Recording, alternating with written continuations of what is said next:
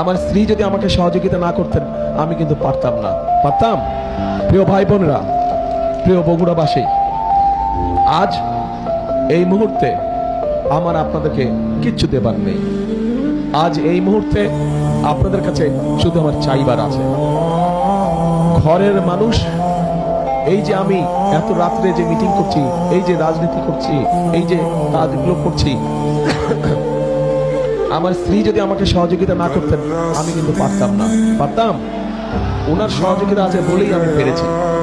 ঠিক একইভাবে আপনারা বগুড়ার মানুষ যদি আমার পাশে থাকেন, আপনারা বগুড়ার মানুষ যদি আমার পাশে থাকেন, আমাকে যদি মানসিকভাবে শক্তি সমর্থন আপনারা দেন, তাহলে ইনশাআল্লাহ আমরা বাংলাদেশকে আগামী দিনে একটা সুন্দর ভালো শক্তিশালী অবস্থানে নিয়ে যেতে পারবো।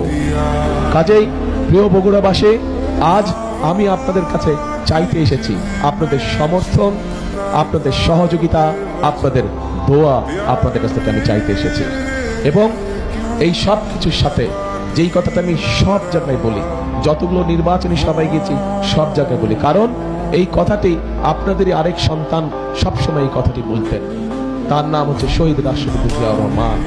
উনি বলতেন, দেশকে গড়তে হলে আমাদের সকলকে ঐক্যবদ্ধ থাকতে হবে এবং ঐক্যবদ্ধভাবে আমাদেরকে কাজ করতে হবে। আমরা কাজ না করলে আমাদের দেশকে আমরা গড়ে তুলতে পারবো